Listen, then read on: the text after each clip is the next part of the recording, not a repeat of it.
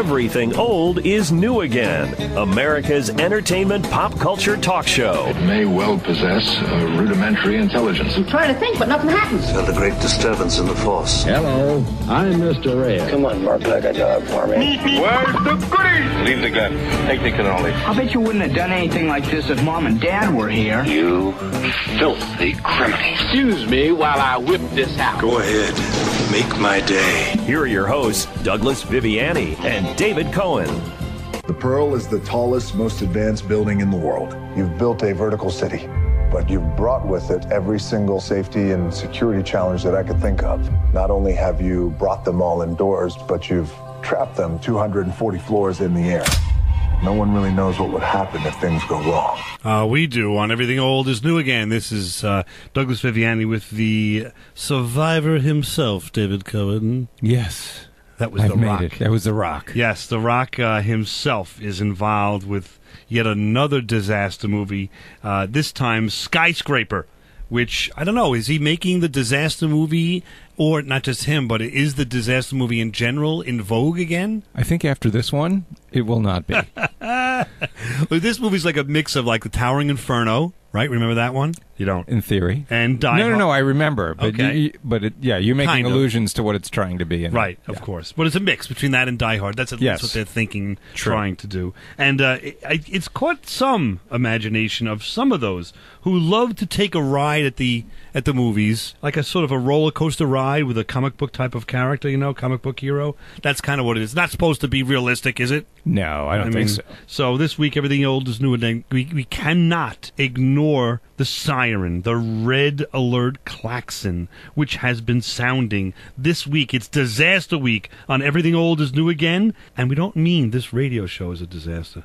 Or do we? Klaxon? Yeah, you never heard that? I'm impressed that you must have looked that up or something. That's what do you mean? It's spontaneous. It's right off the top of my head. Yeah.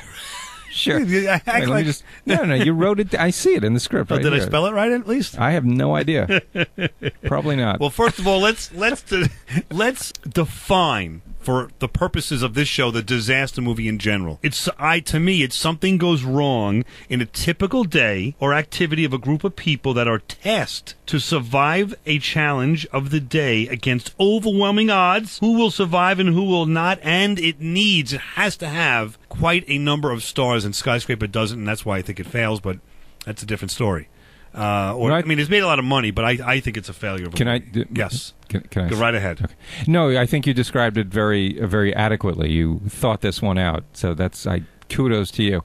That is a definition of a disaster movie. Absolutely. All right, good. So we're at least on the same level there. But I want to mention, though, what's unique about the show today, too, is that you'll find out in later sections that we're actually going to reach out to you, the listener, to take your ideas over the phone for what would be the next great disaster movie. So we're going to look forward to that, and the interpretation of that is we've run out of material for this show ourselves, and we want to have you. We need help. No, I'm kidding. No, but it would be nice to get some new blood to give us some ideas. Is that because have they all been done already? It's the 70s is where these started, 1970s, right. And the first of which, do you remember Airport? Let's just listen to this. Yeah, this is the beginning of it all. Yes, Airport, the year's most widely read novel, becomes today's most exciting, most timely motion picture. Airport, big scale in every way, has the biggest all-star cast ever assembled for a single universal motion picture. Is there any chance that the plane would stand the explosion? Oh, she might still fly. But the sudden decompression at 30,000 feet is something you gotta see to believe. For crisis authenticity, Airport has no equal.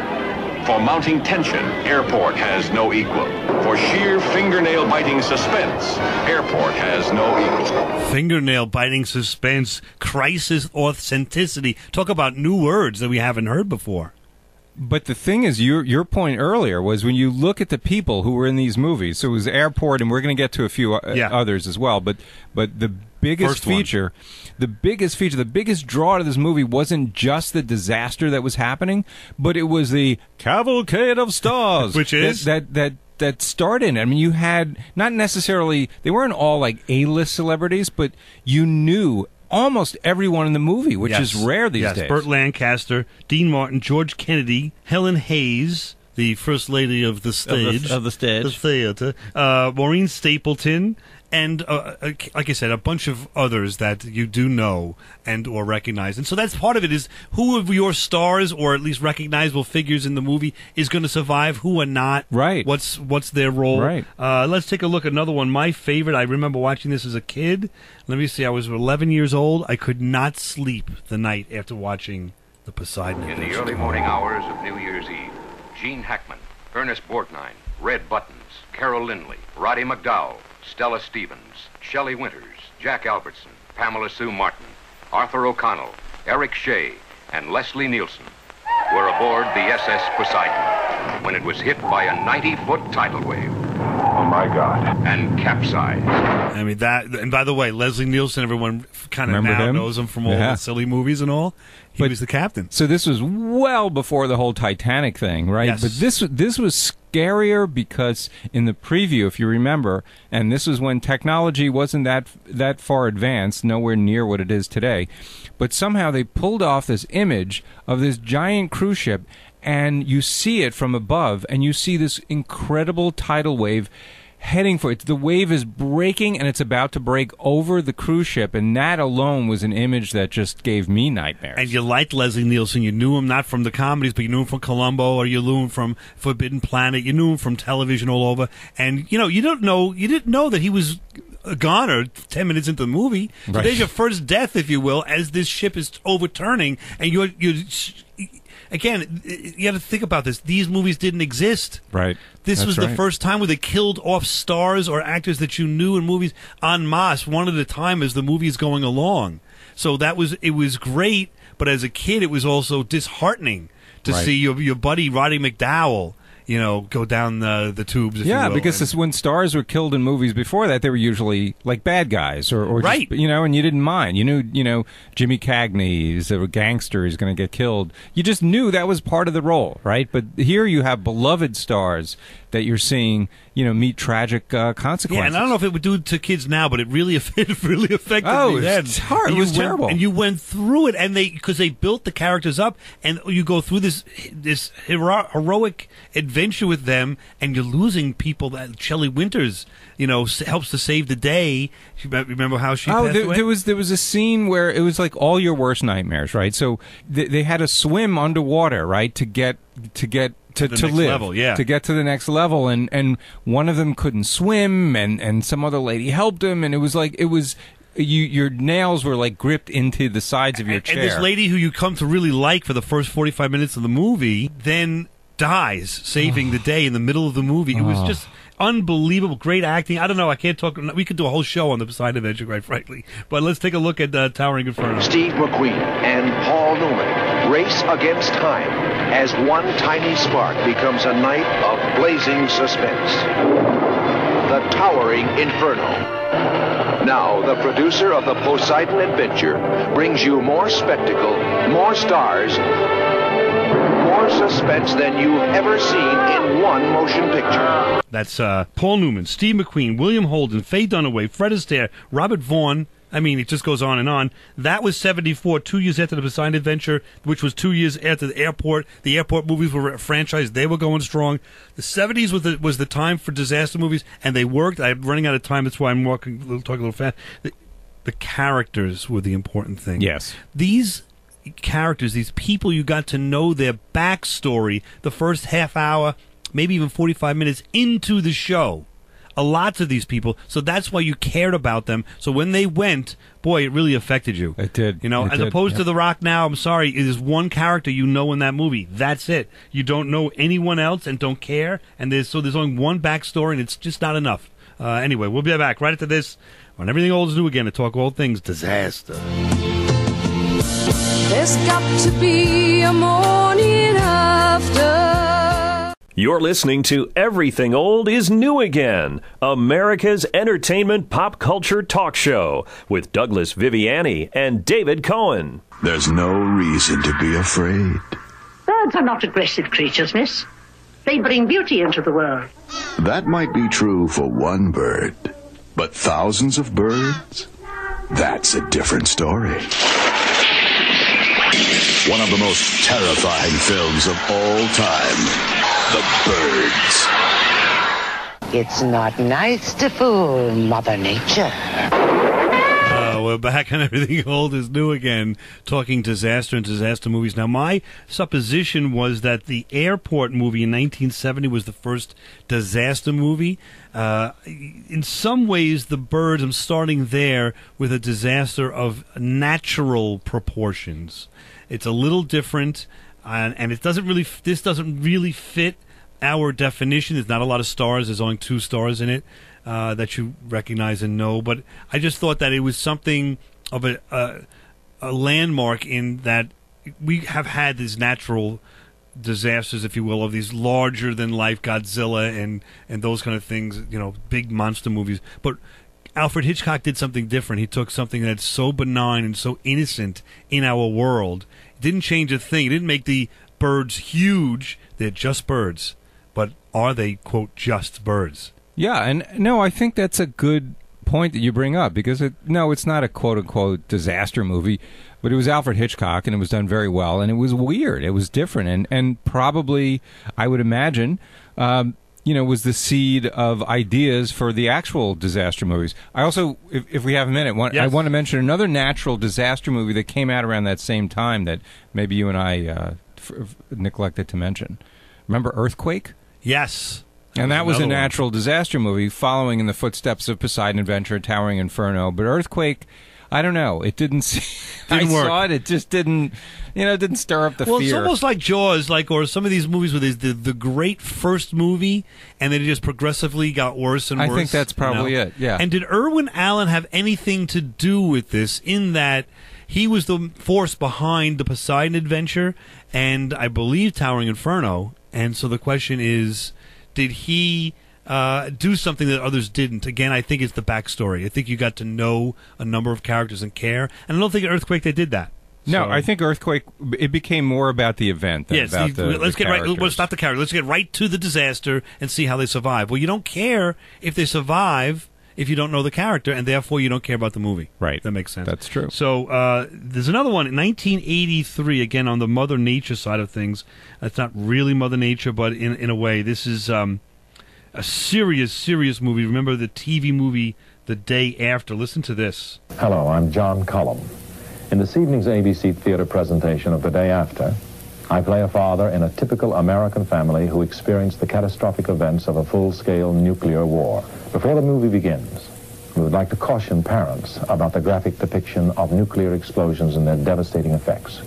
The emotional impact of these scenes may be unusually disturbing, and we are therefore recommending that very young children not be permitted to watch. In homes where young people are watching, we'd like to suggest that the family watch together, so that parents can be on hand to answer questions and discuss issues raised by the movie. Now, this is sort of not a natural disaster, but it kind of is. Man fooling around with nuclear weapons, which is, of course, the manipulation of the atom, which is part of nature. So I'm extending it a little bit, but I just have to turn serious for a minute and look at that movie and remember, this is now 11 years after the Poseidon Adventure, 83.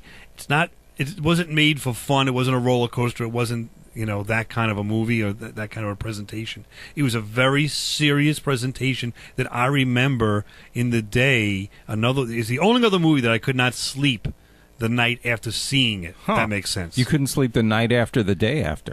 Exactly. The day after for me was very bleary-eyed. Huh. I could not... what about the night after the day after the day after? Were you feeling better that night? I was feeling still kind of morose, if you will. I was feeling under the... And then I watched a few Star Trek episodes from the original show on reruns, and I it snapped me out of it. Grounded you. Exactly. I watched the Doomsday Machine, and it kind of solved all the problems. You had to ease your way back into a more, realistic craziness. Exactly. Of your life, the Doomsday Machine was really a disaster of epic proportions, but that was in the future, and of course, Mr. Spock and Captain Kirk. They figured it all out already. Exactly. So yeah. That was my saving grace. But do you remember seeing this? It seems like you didn't even see it. No, I didn't. You were one of the smart ones. No, it just was like total disaster. It was a nuclear war, and everything went to heck. So there was no drama. There was no character interaction where it was lots of character interaction, people getting radiation but you poisoning, didn't care dying. about it was very impersonal. Well, no, you had a family that you cared about, and you saw what happened to them and what happened in this. That's horrible. There's no food, and everything's radiation, and everything's falling apart everywhere, and it's just there's no hope for anyone in any way, shape, or form. It just was real dark. Maybe that's what it was. Maybe because in all these other disaster movies, right, Tower Inferno, Earthquake, and the others, Poseidon Adventure, there was some hope at the end, right? There was the movie ended on a fairly good note, right? Which is funny too if you think about it. Poseidon Adventure, I don't know, maybe 6 people survive. A cruise ship of, what would it be, 12 at that day, 1,200, maybe 2,000 people on the ship. But you were so happy for them, happy right? Those 6 survived. Like, whoa, this is great. Yeah. So, but in this one, the day after, what was it? Just like nobody? No, it was just, and it ended. If I remember, it ended with them just looking at the sun and just like looking up, like waiting to die. Yeah, there's no food. Everything's full of radiation and just a disaster. So 35 years later, I'm still not going to watch it. yeah, I would suggest that warning was a significant warning that I did not listen to, and I should have. Back to some of the fun. Remember Armageddon? Bruce Willis, Billy Bob Thornton, Liv Tyler, Ben Affleck, and Steve Buscemi. Whoa! This is so much fun, it's freaky! All the time in the world. We have 18 minutes to zero barrier. Is all they've got. Armageddon. I don't think it was the greatest movie ever made. It's not up there with Poseidon Adventure, but it fits. It's a bring back kind of a thing. They're bringing back the disaster movie with the stars. Who's going to survive? Who's not? That was a pretty impressive cast. Yeah. Yes, and that one you didn't see either. It sounds like. No, it's worth it. It's in the vein of the fun comic kind of, but you've got a lot of stars and who's going to survive, who's not. It's got a great soundtrack. I don't know. It's good. I'm not going to say it's terrific. Then The Rock started his road down being an adventure star, and more or less a disaster adventure star in San Andreas. A little something about that. Oh my God. The Earth will literally crack open, and you will feel it on the East Coast. I cannot emphasize this enough. You need to get out, and I mean now. If you can't, God be with you. There you go, Paul Giamatti. Oh my God! Very serious. That was you had to utter that. I think that was a requirement in the '70s. Every disaster movie, someone had to go, "Oh my God!" And there was The Rock. Now again, these 2 Rock movies I'm focusing on only because he is now I would say, if not number 1, top 5 box office stars in the world.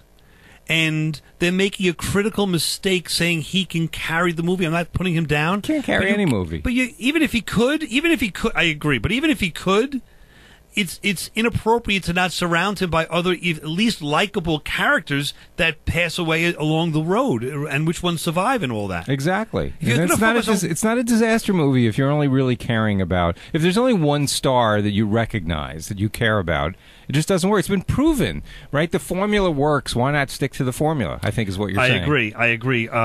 In San Andreas, he's basically looking to have his family survive this earthquake. That's it. So it's not. Right. It doesn't work. I don't know what he's all about. It's been done. I mean, it's kind of Bruce Willis and the Die Hard movies. That wasn't really a disaster movie, and it didn't have to be because it was about him and about his family and. Right. This one, San Andreas, and I think the one that's open now, Skyscraper. I think it's skewing too much towards a Die Hard genre and not enough towards a disaster movie. I agree, and it's so that way that and star centric that at some point in time, I'm waiting for them to have The Rock turn to the camera and say, "What The Rock is cooking."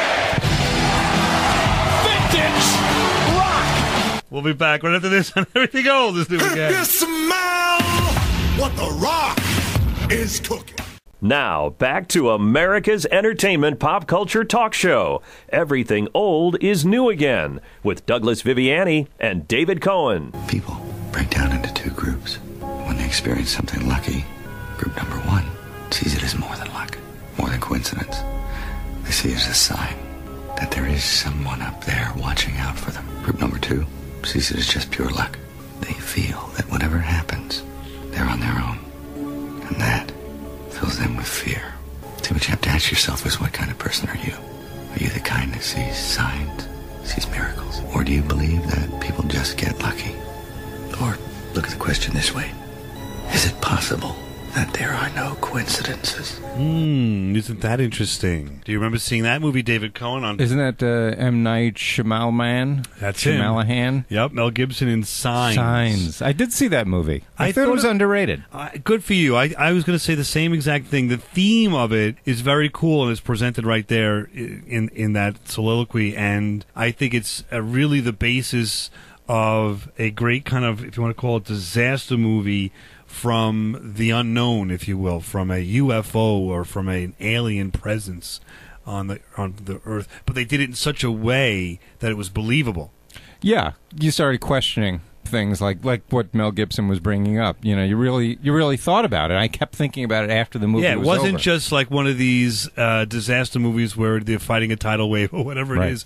This is, had a real significance that could, if you really, wanted to, it could go right to your core. And so I thought it was very, very well done. The last thing that he's done that's been any good, I'm sorry to say. Not Mel Gibson, M. Night Shyamalan, I'm sorry to say. I know. Nothing. So bad. I don't know what happened to him. There's so many guys like that, right? That they come up, they have first or it's 2 movies that are just amazing. You think that they're these trendsetters, and they could just never equal that work again later on. Not like Everything Old is New Again that does that every week, week in and week out. We keep topping ourselves. Exactly. That's the problem. There's no coincidence. We're on the air for 4 years. There's no coincidence. Right. It's for a reason. There's a reason for it.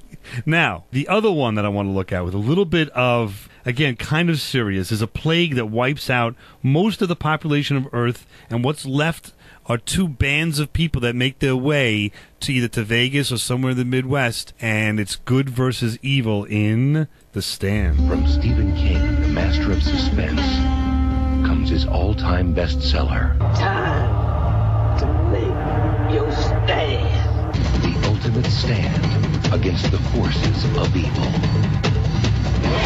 Molly Ringwald, Rob Lowe, Laura San Giacomo, Gary Sinise, Kareem Abdul-Jabbar, Ruby Dee, and Jamie Sheridan. Stephen King's The Stand. Now, omitting the fact that Kareem Abdul-Jabbar is in the movie. I can't. I'm sorry. It was a miniseries. It's Stephen King's, to me... Oh, it's a miniseries? Yes, okay. And Stephen King's best novel. If you haven't read Really? The Stand, you've got to read The Stand. Is that wow? His best novel? It's amazing. You have to read it because it's lots of characterization building up to. Did you read all of Stephen King's novels? I have not. Okay, but I've read. But quite yeah, a few. you're able to name this as the best. The best, and that's it. How many have you read? Actually, I have read probably about 10. Okay, out of probably 50. Right, exactly. Okay, just making sure. And I will say it again. It is his best. And if you want to challenge me on that, feel free. But you have to call in. Speaking of which, we're going to have a caller shortly. We start to take calls for the rest of the show. I have one more little segment, but then we're going to take some calls and see if you're interested. Call us in. Let us know if you've got ideas for a new kind of disaster movie. If you haven't seen The Stand, you want to do something that's more or less binge-worthy. It's well worth it, even though Molly Ringwald is in it as well. And now, Cloverfield, I throw this in because it's a Blair Witch type of thing with it filming a party and Godzilla basically attacks.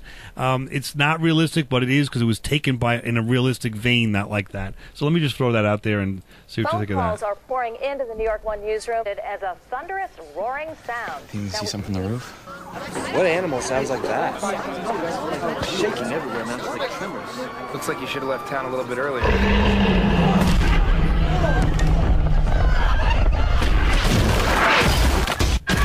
Now, that one's worth a shot. It's really not great, but the angle that they took on it, the idea of filming like Blair Witch as it's happening, that's unique. The movie itself is really not so great. It's not that great. No.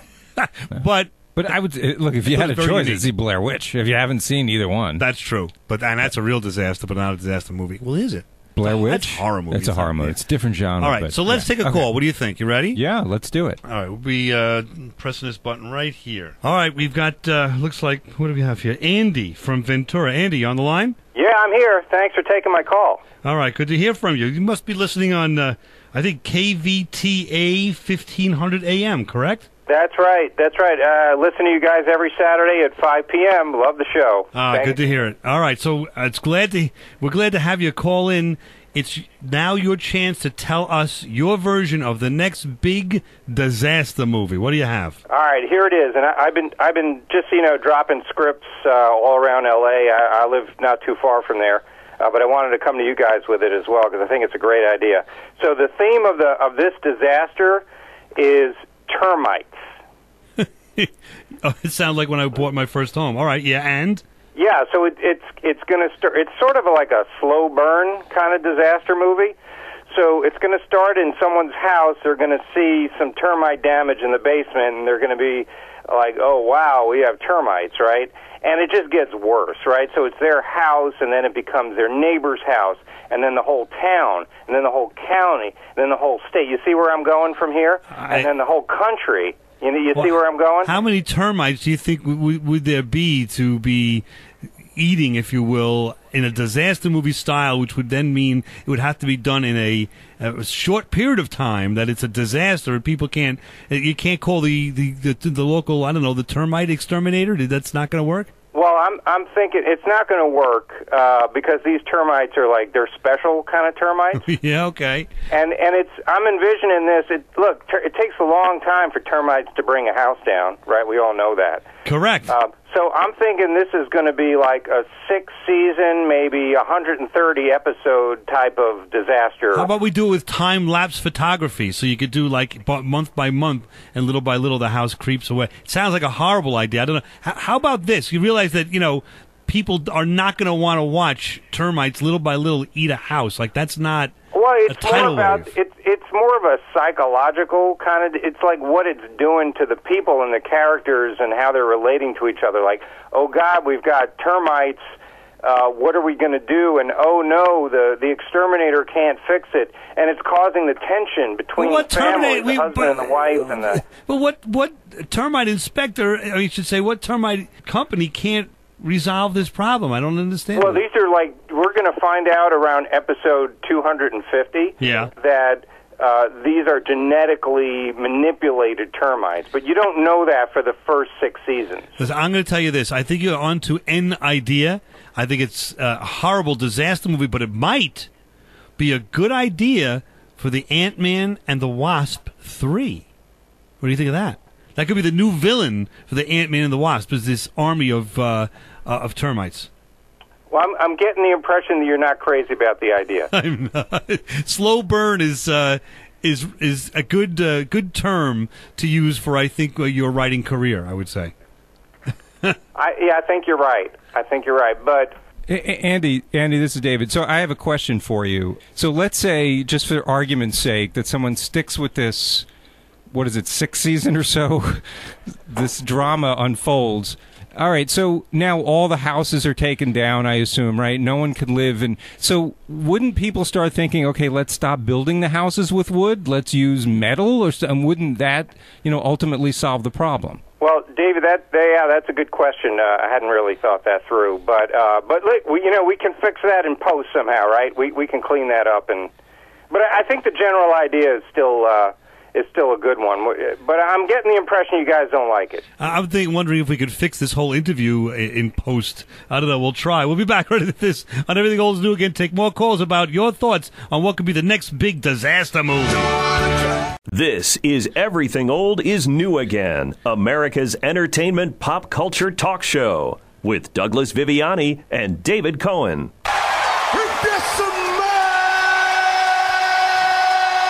What the Rock is cooking.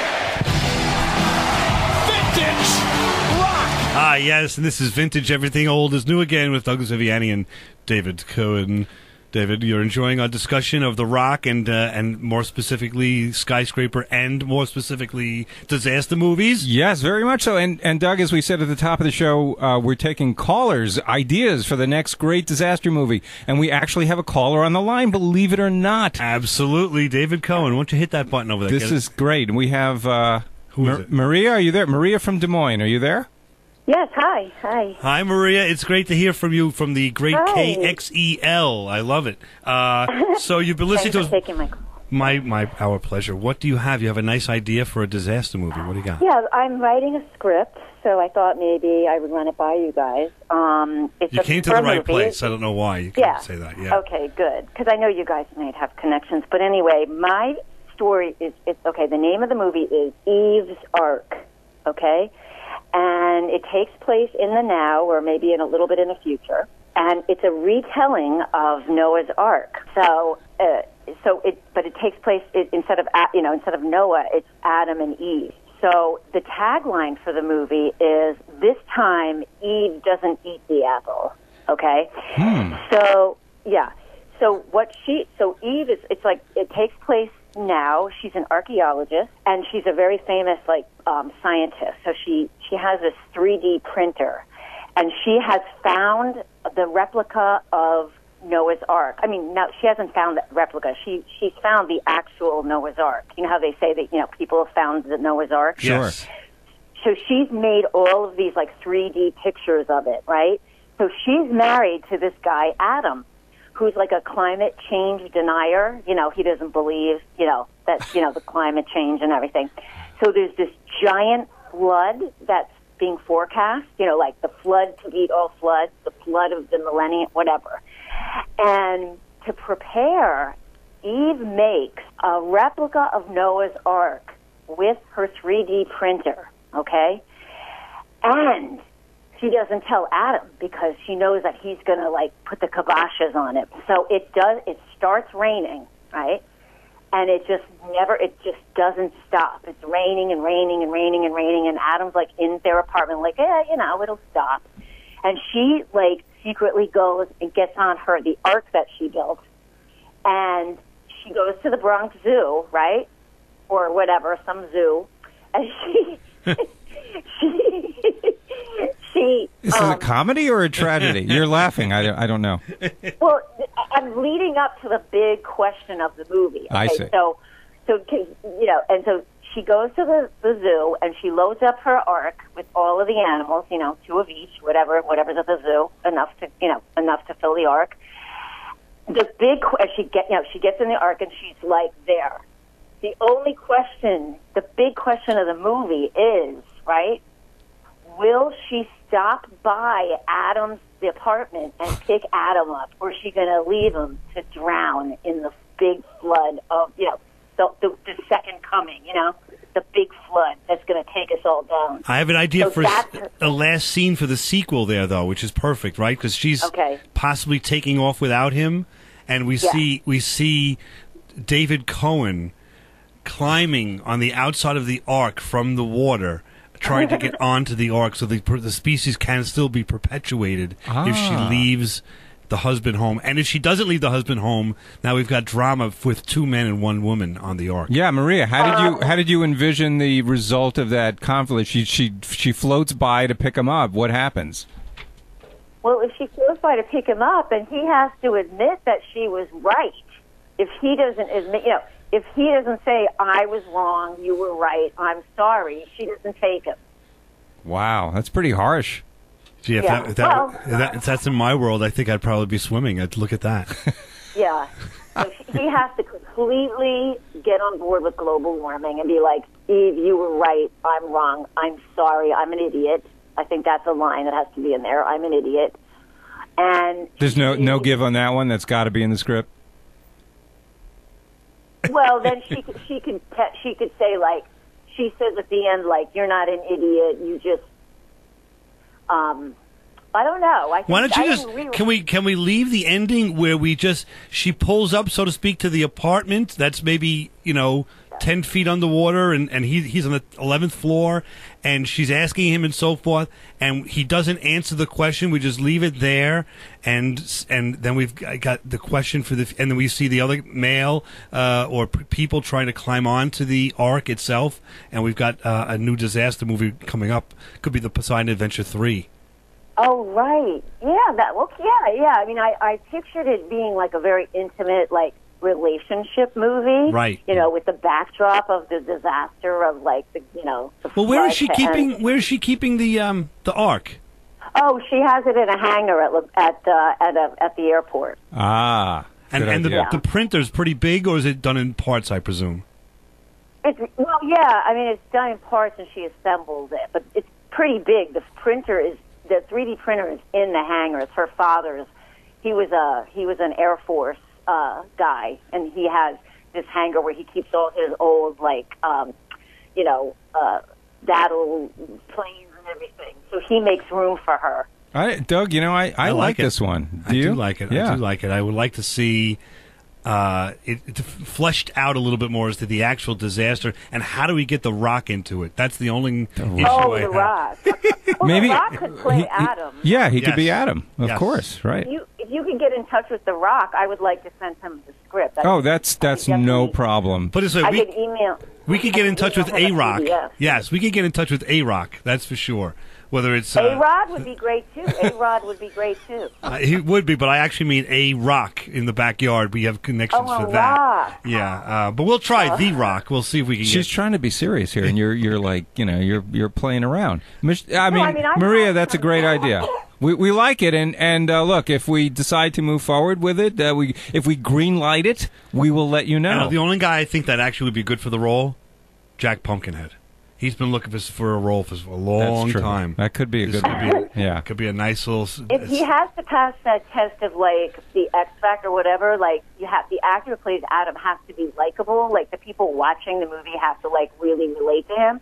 So it's like they can also understand his point of view. The only reason why I mentioned this fellow is he's the only guy that we've got connections to. That's Pumpkinhead. He might know the Rock. There. We can start there, for sure. Yeah. All right, great. Hey, Maria, thanks for your time and your idea. That was terrific. Okay, thanks for getting my call. Okay, sure thanks thing. again. Call back anytime. We may not be here, but still, call back anytime. Enjoy the day. Thank you. Hi, thank you. There we go. So now we've got something to do, some thought here as to where we're going to go with the disaster movie. I think I like that. I like the sequel. David Cohen, do you think that the sequel is something that would sell to that? I mean, every movie now has got to have a sequel lined up already in the plot of the first movie, right? Yeah, I mean, I think it could either be part of the first movie or a sequel. It could work either way. So it could be this intimate struggle of identities and ideas that our friend in Devoyne was talking about. But the ending of that movie kind of leaves it open, and then the beginning of the second one, it just everyone's trying to get on this ark. They do, and it's a disaster on the ark because you got too many people. And I like because it reminds me. Your idea reminds me of the old Twilight, and when people in the 50s and the 60s were building the bomb shelters, right? And they would have to lock the door. It can only fit so many people. Exactly. And you get mobs of people and neighbors crying and banging on the door. The same thing I think would happen in the ark, right? And then you would get the extra humans trying to devour some of the animals for food because the supplies aren't there, and you've got that struggle where, of course, we don't want that to happen. So do you throw, let's say, some of the humans off the ship, if you will, because they are eating the animals, or do you let them devour the animals, which would make no sense? And also, let's assume the Rock, assuming with our connections to the Rock. That they are would assuming he takes the role first of all and he does it, would the character or the Rock be on the ship? So eventually he's no longer a climate denier. It's a little too political for this show, but let's just following the storyline. Let's say he does acquiesce and he says, okay, fine, I'm a believer. Now to let more people on the ship, I would imagine Eve would not let people on unless they too say that they believe in climate change. But then how do you let them even on if that is actually good, because then now you're saying there's no free speech. I don't care. Right. It's like a dictatorship. Right. You've got that issue, which is a good one. I like that one. But then you've also got The Rock is now going to be the enforcer behind that. Right. And you've got the an arc is only supposed to be for one male and one female in theory, right? And one animal of all the different genre of animals. So are we battling that? Right. There's a lot going on there. It's a good idea. It seems like a story that could be something like 2,000, 4,000 years old in that range, this arc. It really seems like, it has been done before, but we're going to improve upon a very old idea. Hollywood's all about rehashing ideas, right? Right, there we go. Fits right in. We'll be back next week, and everything old is new again. Talk about more things, pop culture. Join us. Theme from the Poseidon Adventure. How do you like that?